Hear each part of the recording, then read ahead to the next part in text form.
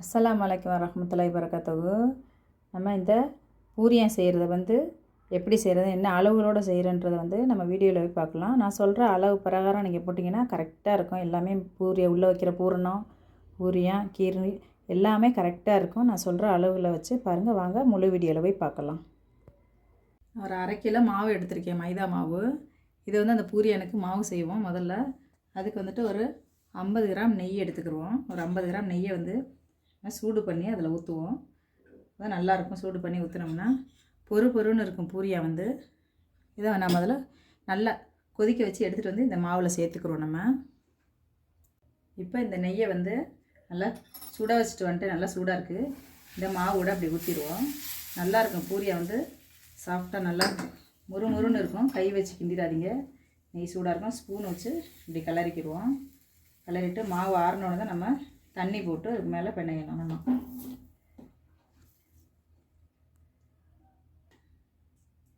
இப்போ இந்த டைமில் இதுக்கு தேவையான உப்பை நம்ம சேர்த்துக்கிடுவோம். உப்பு பார்த்து போடுங்க. நான் ஒரு 1/2 ஸ்பூன் உப்பு சேர்த்துருக்குறேன். 1/2 ஸ்பூன் உப்பு சேர்த்து பார்த்து போட்டுருங்க. போதும். இது நல்லா அந்த நெய் சுட வச்சு ஊற்றினோம்னா அந்த நெய் நல்லா ஆறணும். ஆறிடுச்சான்னு பார்த்துட்டு நம்ம கை போட்டு முதல்ல பிசைஞ்சிக்கலாம். இப்போ ஆறிடுச்சு. கையில் பிசைஞ்சுக்கிறோம். மாவு நல்லா பிசையணும்.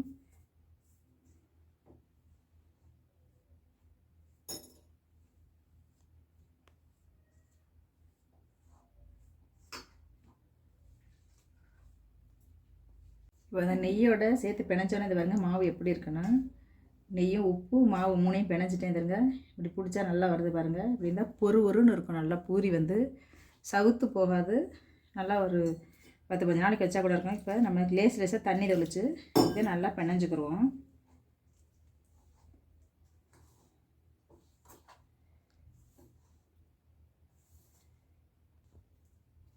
கொஞ்சம் கொஞ்சமாக தண்ணி சேர்த்து நம்ம நல்லா சப்பாத்தி மாவு பதத்தில் பிணைஞ்சிக்கிடுவோம். நல்லா கெட்டியாகவே இருக்கட்டும்.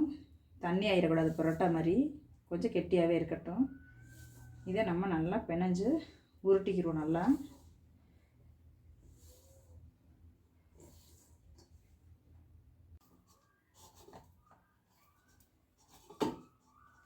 இப்போ அதை நம்ம பிணைஞ்சிட்டோம். போதும். பரோட்டா மாவு மாதிரி ரொம்ப இதுவாக வேண்டாம். கொஞ்சம் திக்காக நல்லா சப்பாத்தி மாவு மாதிரியே இருக்கட்டும். நல்லா இந்த மாதிரி பிணைஞ்சி இதை நம்ம இப்போ உருட்டி கொஞ்சம் நேரம் அப்படியே ஊற விட்டுட்டு நம்ம அது உள்ள ஸ்டப்பிங் சொல்லுவாங்கள்ல, பூரணம், அந்த பூரணம் செய்கிறதுக்கு நம்ம போயிடலாம். லேசாக நெய் போட்டு அது மேலே அப்படியே தடவி வச்சுட்டு, ஏன்னா மாவு காயாமல் இருக்கும். அப்படியே இருக்கட்டும். இது கொஞ்சம் நேரம் இதை அப்படியே ஊறட்டும். அந்த ஸ்டெப்பிங் முடிச்சுட்டு நம்ம இதை தேய்க்கலாம். இது அப்படியே இருக்கட்டும். இப்போ பூரணத்துக்கு நம்ம எல்லாத்தையும் ஒன்றையும் கொஞ்சம் லைட்டாக நெய் போட்டு எல்லாத்தையும் வறுத்து எடுத்து வச்சுக்கிடுவோம். சட்டி சுடட்டும். சுட்டாத கொஞ்சம் லைட்டாக நெய் போட்டுக்கிடுவோம். சும்மா ரொம்ப தேவையில்லை, சும்மா லைட்டாக போட்டால் போதும். இப்போ இந்த ஒவ்வொரு நட்ஸுகளெல்லாம் நம்ம வறுத்து எடுத்துக்கிடுவோம். லைட்டாக வறுத்தா போதும். ரொம்ப வறுக்கணும், சும்மா லைட்டாக.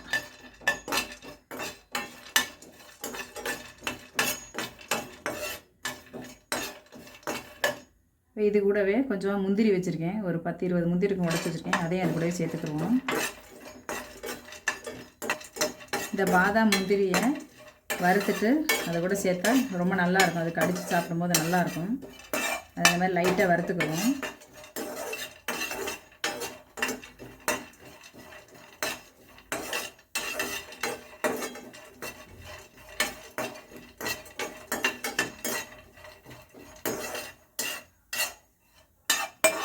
இந்தளவுக்கு வறுத்தா போதும். ஏன்னா நான் மறுபடியும் ஸ்டப்பிங் வச்சு வறுக்க தான் போகிறோம். இந்தளவுக்கு வறுத்தா போதும்.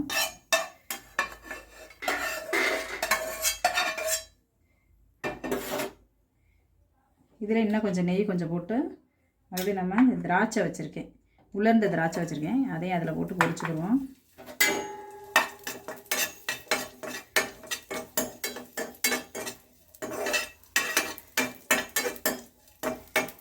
ரொம்ப பப்புள்ஸ் வர அளவுக்கு வறுக்கணும்னு அவசியம் இல்லை. கொஞ்சம் வறுத்தா போதும்.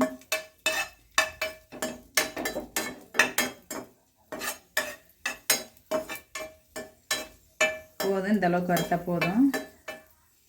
இப்போ நம்ம இதையும் எடுத்துருவோம். இதையும் எடுத்து அது கூட போட்டுருவோம். எல்லாத்தையும் ஒவ்வொன்றா அந்த மாதிரி வறுத்து எடுத்து எல்லாத்தையும் ஆற வச்சுக்கிறோம். 50 உடச்சக்கல்ல வச்சுருக்கேன். இந்த உடச்சக்கல்லையும் நம்ம எங்கள் கூட வறுத்துக்கிறோம். பூரணை வந்து எக்ஸ்ட்ரா மிச்சமாயிட்டாலும் ஒன்றும் பிரச்சனை இல்லை, பத்தாமல் போயிட்டா இது, அதனால் நான் எக்ஸ்ட்ரா தான் போட்டிருக்கேன்.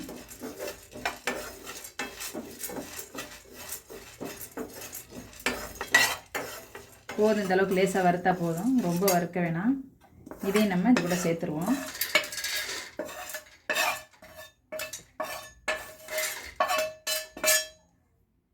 ஒரு அதில் இப்போ நம்ம தேங்காய் வச்சுருக்கிறேன். கொஞ்சம் ஒரு 3/4 மூடி தேங்காய் போட்டுக்குருவோம்.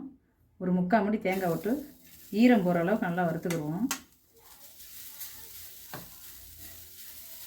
நல்லா ஈரம் போகணும், அப்போ தான் வந்து கெட்டு போகாமல் இருக்கும் பூரியாக. நல்லா ஈரம் போகட்டும். ஓரளவுக்கு ஈரம் போயிருச்சு. இந்த டைமில் நம்ம பேரிச்சம்பழம் ஒரு 10 பேரிச்சம்பழம் இருக்கும், அதை வந்து பிச்சு வச்சுருக்கேன், அதையும் நம்ம அதை கூட சேர்த்துக்கிறோம். நல்லாயிருக்கும், இந்த மாதிரிலாம் போட்டு செஞ்சு பாருங்கள், டிஃப்ரெண்ட்டாக நல்லாயிருக்கும். பேரிச்சம்பழம்லாம் போட்டு செஞ்சால் நல்லாயிருக்கும். கொஞ்சம் நேரம் நல்லா வதக்குவோம்.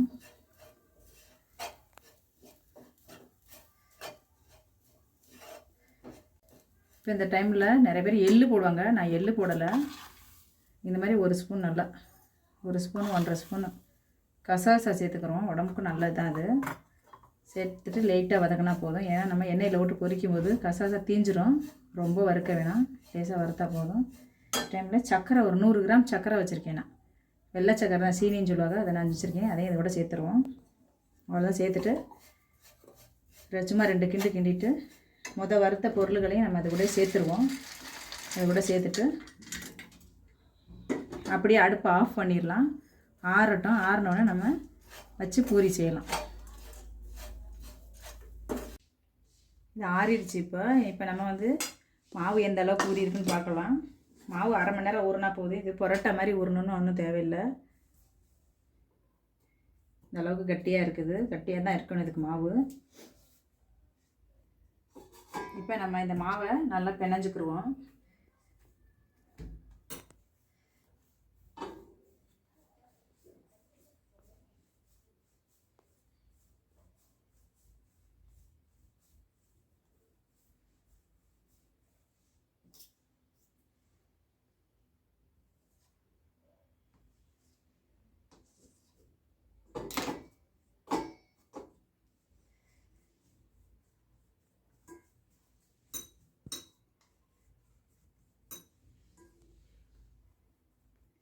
கொஞ்சம் நம்ம மேல் மாவு போட்டுக்கலாம். டைல்ஸ்களை வந்து நல்லா கழுவிட்டு சுத்தமாக வச்சுருக்கேன். இப்போ நம்ம இதை வந்து ஓரளவுக்கு நல்லா பெரிய பெரிய பீஸாக போட்டுக்குருவோம்.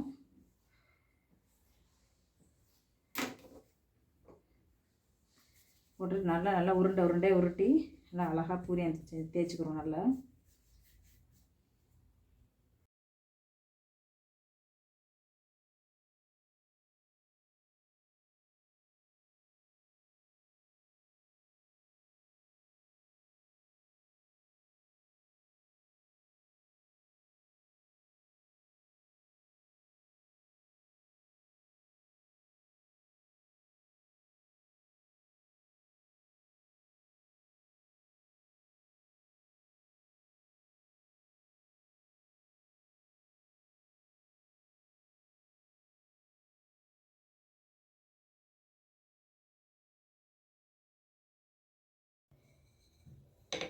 இதே மாதிரி நம்ம ஷீட் எல்லாத்தையும் இதே மாதிரி ரெடி பண்ணிக்கிறோம். ரெடி பண்ணிவிட்டு நம்ம அது உள்ளே இப்போ நம்ம ஸ்டஃப் பண்ணிக்கிடுவோம்.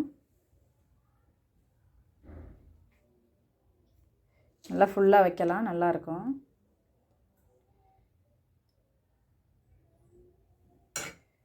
இந்த மாதிரி ஃபுல்லாக வச்சுட்டு நம்ம இதை அப்படியே மடக்கிடுவோம்.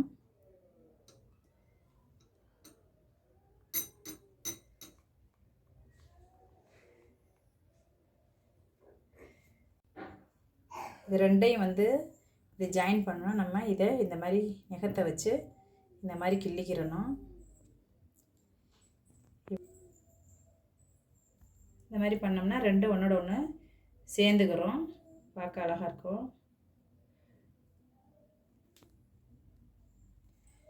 இதே மாதிரி நம்ம எல்லாத்தையும் ரெடி பண்ணிட்டு வந்துடலாம். இந்த மாதிரி எல்லாத்தையும் நம்ம ரெடி பண்ணிட்டு வந்துடலாம். இதே மாதிரி எல்லாத்தையும் நம்ம வந்து பூரணத்தை எல்லாம் ரெடி பண்ணி வச்சுருக்கோம். இப்போ எல்லாத்தையும் நம்ம பொரிச்சுக்கிடலாம். எண்ணெய் நல்லா சுடட்டும்.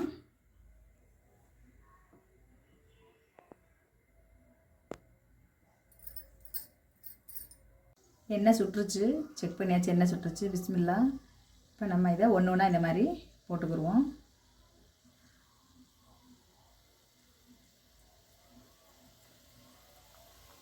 ரெண்டு மூணு கூட போடலாம், ஒன்றும் ஆகாது. ஆனால் இந்த பூரணத்தை வந்து நல்லா கம்ப்ளீட்டாக க்ளோஸ் பண்ணிடுங்க, இல்லைன்னா இது வெளியே வந்துச்சுன்னா எண்ணெய் பூரா நாஸ்தி ஆயிரும். இந்த மாதிரி ரெண்டு மூணாக போட்டுக்கிறோங்க.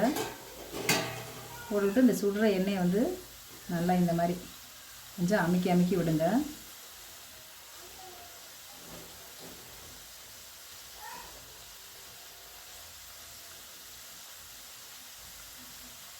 நம்ம இப்படி திருப்பி விட்டுக்குருவோம். திருப்பி அந்த பக்கம் வேகிறதுக்கு, இந்த பக்கம் அந்த பக்கம் திருப்பி திருப்பி வேக வைக்கணும்.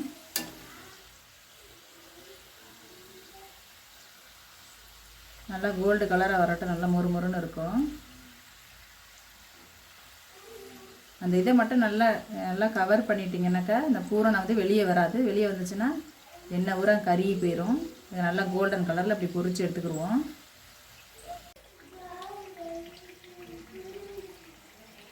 இந்த மாதிரி கோல்டன் கலர் வரட்டும். இந்த மாதிரி கோல்டன் கலர் வந்தோடனே நம்ம எடுத்துருவோம். அதை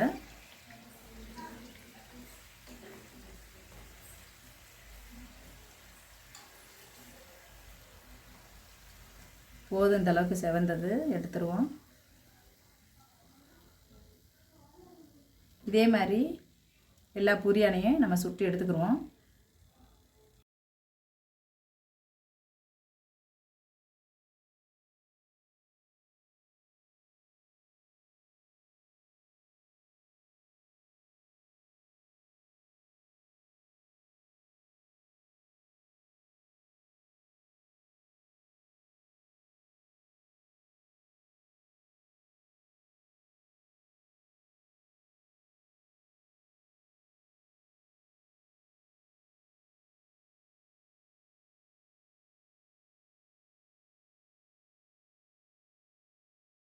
எல்லா பூரியானையும் இதே மாதிரி சுட்டு முடிச்சாச்சு. நான் சொல்கிற அளவுகளோடு சேர்த்து செஞ்சிங்கன்னா கரெக்டாக இருக்கும்.